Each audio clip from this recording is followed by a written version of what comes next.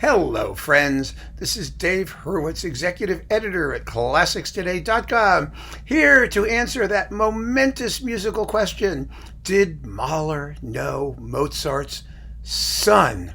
Now, I know that you won't be able to sleep until I give you the answer, and I have it, so I will be giving it to you. But first, we need to understand how the question came up in the first place, because that will give you, I think, a very good perspective on how the subject came up originally.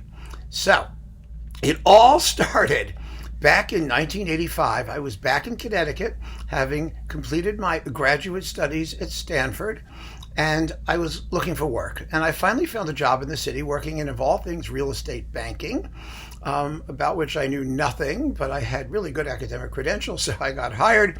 And that was what I was doing. And I wanted to do something else with my life other than commute back and forth to Connecticut. I hadn't found a place in the city yet. And I had no life. I was getting up, I was going to work. I mean, my parents are lovely, but, So I joined the New York Mahlerites. Now, in those days, the New York Mahlerites were still run by Jack Diether, who was a legend in Bruckner and Mahler circles. He was the nicest guy, and his wife, too. They were the two loveliest people you have ever met in your life, and full of this youthful enthusiasm for Mahler and Bruckner. And in those days, really, even in the mid-'80s, Mahler was not the take it for granted sort of guy that he is now. It was still kind of a cause. And so I thought it would be a good thing to do, and I'd enjoy myself. And so I joined. And we went to meetings, and it was fun. It was fun. I mean, they're nice people, and we chatted about Mahler. There was something kind of pleasant about the whole thing, and crusaderish, because it was a cause, and it was a good cause, we thought. And it was very, very enjoyable. And there weren't so many recordings out that it just became boring talking about, the next mediocre release by so-and-so. I mean, there was a sense of mission. And I think that was really part of it. Anyway, they had regular meetings. Most of the time they were at the Austrian Institute on East 52nd Street, which is now called, I think, the Austrian Cultural Forum. It's in the same building. And at one point, they had Henri-Louis de Lagrange, the great Mahler biographer, coming to give a lecture on his quest it was called In Search of Mahler or something like that. He was going to talk about his researches and the work he was doing on the biography, of which only one volume had come out at that point, I believe, at least in English. And, the first volume. And he was a big deal. It was a big deal in Mahler circles to have de Lagrange there. And, afterwards I knew him quite well, but then, I didn't. And it was really kind of like neat to be able to meet the guy. So it was a very well-attended lecture. And we're all sitting there at the Austrian Institute, and he gives his talk on all of the sources he's looking into and how he got into it and why he got into it, and, where the evidence is located and where the documents that he's perusing are and what he's doing and how he's coming along. And then, of course, there was a Q&A afterwards. And so we are all asking questions, and he knows everything. He's ready to answer any possible question anyone could have. And then all of a sudden, someone raised their hand, and behind me, it was a middle-aged woman. I remember it like it was yesterday. She was a middle-aged woman wearing a crumpled trench coat, carrying a pad and pencil. She'd been taking notes very assiduously, and she said, and in this expansive voice, she sounded a little bit like Julia Child. She said, "Monsieur de Lagrange, have you ever, in all of your research and your quest and your striving and detailed analyses and contemporaneous search through archives and documents and in all of your peregrinations throughout Europe, have you ever found any evidence that Mahler knew Mozart's son?" Silence. Oh, was that a conversation stopper? I mean, de Lagrange was kind of smug. He'd been there. He was ready to answer every single question we had. He had an answer for this, but he didn't have an answer for that. His jaw just dropped. He said, "Huh? What?" And so she started all over again. Monsieur de Lagrange, have you ever, in your multifarious researches and your studies and your analyses and your quest across Europe in all of the archives and libraries and bibliotecas and dusty old musty whatever they were, have you ever found any evidence that Mahler knew Mozart's son? And de Lagrange just looked at her and said, well, no. and he said, I'm not sure. But then he started scratching his head, and he said,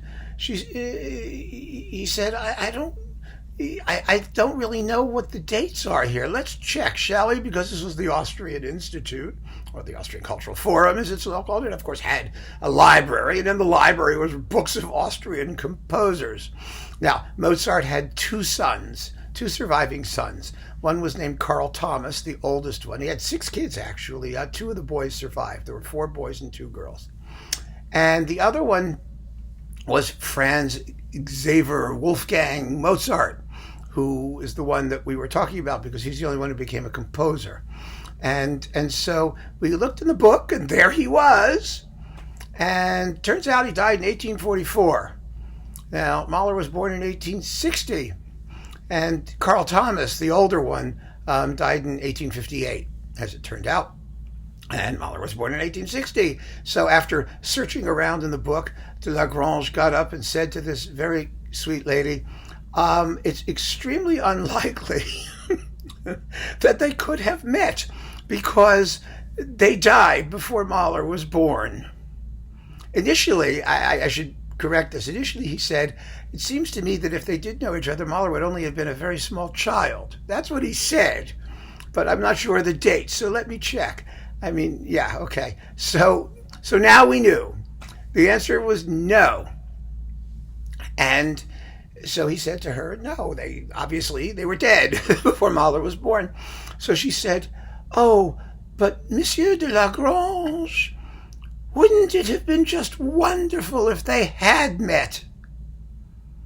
And at that point, de Lagrange was sort of, his time was running out and other people had questions. He was like, sure, honey, whatever you want, just take it. It's fine if you think so. Yeah, wonderful, terrific, fabulous.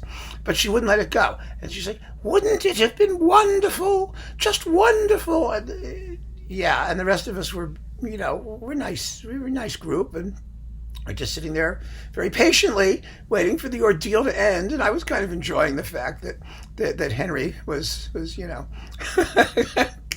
at a loss for words, which he very seldom was. And, in future, whenever he was in New York, in future, he and I would get together once I started to do more criticism. And, and I talked to him about his research stuff and actually did a little for him at the Morgan Library and whatnot. And, and so we met whenever he came to New York, and we'd have dinner and we would laugh about this particular episode. But that is how the question of whether or not Mahler ever met Mozart's son came up. And the one question he didn't ask back, and to this day I find to be a burning question, is why on earth do you want to know if Mahler met Mozart's son? What difference does it make? But, who knows? Anyway, so that was sort of one of my seminal experiences with the New York Mahlerites. And then subsequently, I began, after Jack Diether passed away, the group itself started to get a little less interesting. I mean, for me personally. And you began to realize that these composer societies, they need to, get a life. I don't know how else to explain it, because there's just a lot more music out there. I loved Mahler. I loved Bruckner. I think they were wonderful, but there's just lots more music out there. And I think the moment when I sort of gave up on the whole, music club kind of thing happened when my renewal came up after I was about a year later or 2 years later, and Jack had passed away, and I was living in the city, but they still had my original home address, and so my renewal form went to Connecticut, and I was home that weekend, and my mother had my mail, which of course she opened and read because my parents had no sense of privacy. If you lived under their roof, you were completely at their mercy, and so this renewal thing said, if you renew now, and it was like $15, it was nothing, we will send you your very own copy of Mahler's favorite dessert recipe, which we call Mahler Apfelkuchen. And my mother just looked at me and said, I forbid you to have anything more to do with these people. And I kind of saw her point. You know what I mean? I really, really did. And so that was the end of my experience, basically, with the New York Mahlerites. Lovely though they were, and they were, and we had a terrific time. I had a terrific time while I was there. By then I was living in the city and had, other concerts to see and other things to do and other people to hang out with. But that was the experience. And so the answer to that epic question, did Mahler know Mozart's son? Either of them, Mozart's sons, is no. Sadly, it was impossible.